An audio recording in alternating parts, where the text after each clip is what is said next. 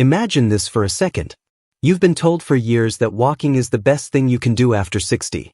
Doctors say it, friends say it, everyone says it. So you lace up your shoes, you walk every day, but your knees still ache, your balance feels off, your strength keeps fading, and somehow you're still more tired than you used to be. Now here's the shocking part. What if I told you that walking alone might not be enough anymore and that there are actually 5 simple exercises, approved by surgeons, that can do more for your strength, balance, joints, and longevity than walking ever could? And the best part is, these are safer, gentler, and far more effective for your body after 60.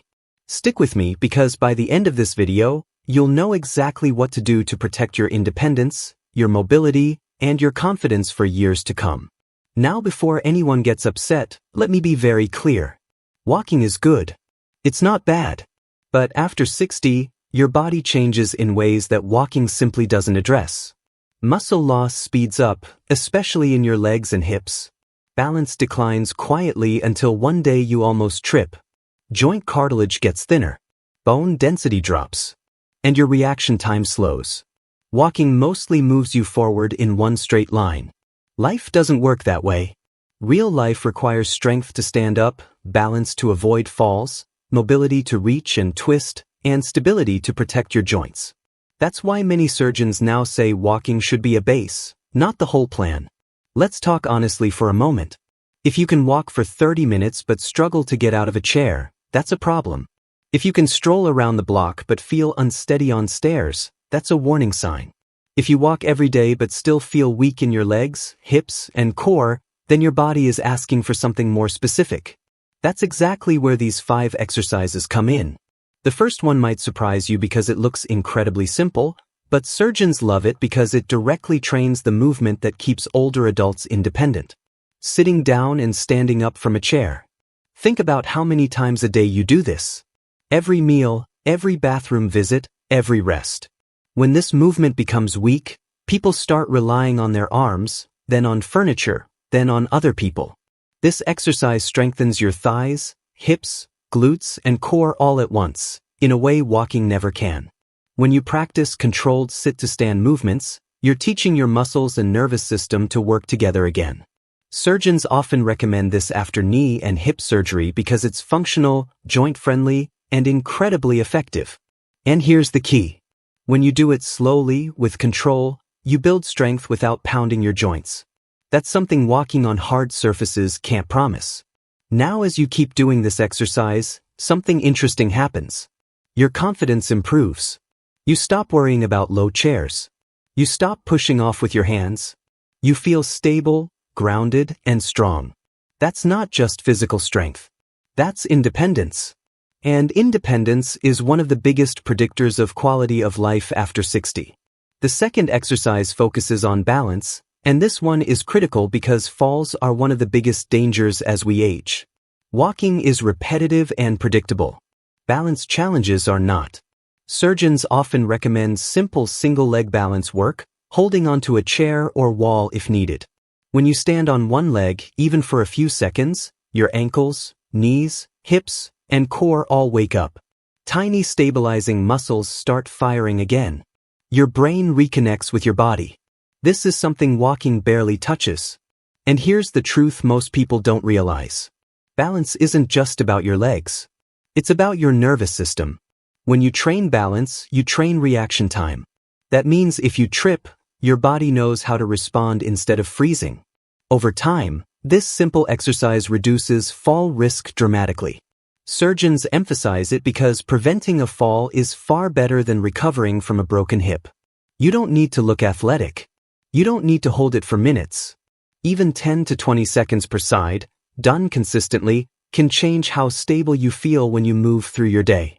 The third exercise is gentle but incredibly powerful for your joints, especially your hips and spine.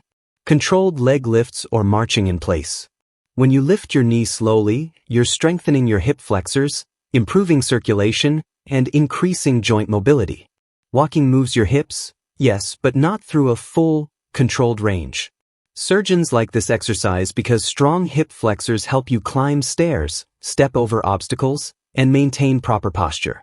Weak hips are one of the hidden reasons people start shuffling their feet as they age. As you practice this movement, you may notice your steps feel lighter. Your posture improves. You stop dragging your feet.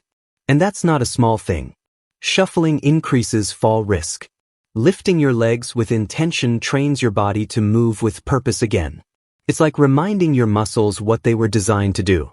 Now let's talk about the fourth exercise, and this one is especially important if you've ever felt stiffness or pain in your back. Gentle standing or seated rotations. Walking keeps your torso mostly fixed, but your spine is meant to rotate. When you twist gently from side to side, you lubricate your spinal joints, activate your core muscles, and improve coordination. Surgeons often recommend rotational movements because they keep the spine healthy and reduce stiffness that leads to pain. When rotation is lost, even simple tasks like turning to look behind you or reaching for something become risky. By practicing controlled twists, you're protecting your spine, improving your breathing, and engaging deep muscles that walking doesn't touch. People often report feeling looser, taller, and more relaxed after just a few weeks of doing this regularly. The fifth exercise ties everything together, and it's one of the most surgeon-approved movements for older adults. Heel-to-toe walking or controlled stepping patterns. This is not your usual walk. This is slow, intentional movement where you place one foot directly in front of the other. It challenges balance, strengthens your ankles, and improves coordination. Surgeons love this because strong ankles and good foot control are essential for preventing falls. Walking normally doesn't challenge this enough.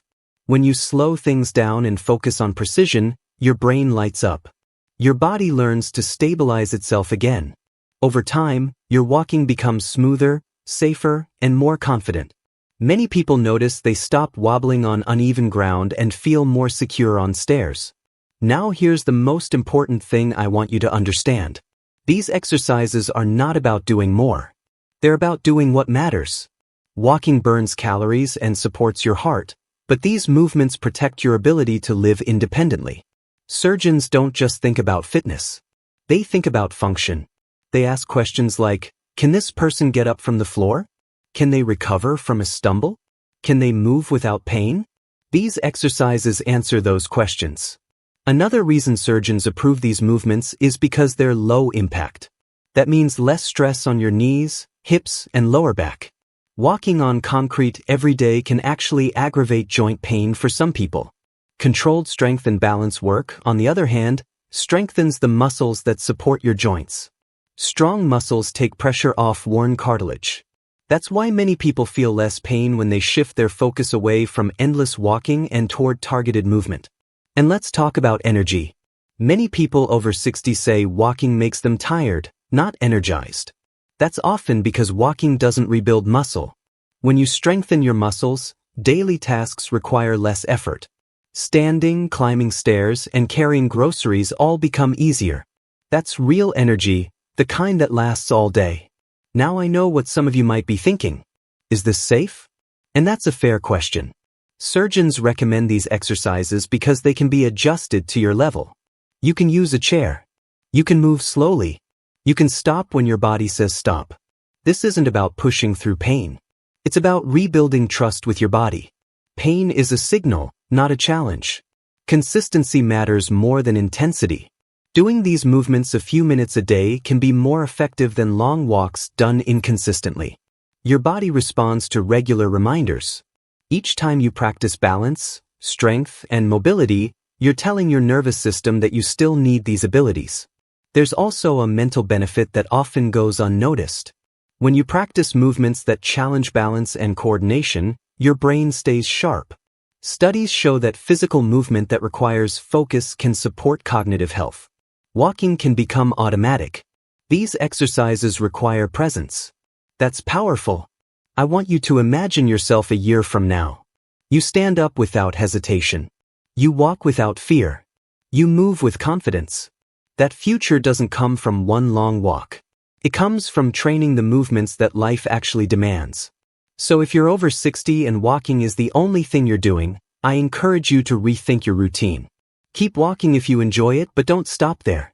Add these 5 surgeon-approved exercises into your week. Give your body what it truly needs.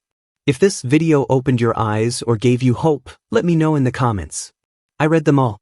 And if you want more simple, safe, and effective ways to stay strong and independent as you age, make sure you subscribe and stay with me. Your body is capable of more than you think at any age, and it all starts with moving smarter, not just more.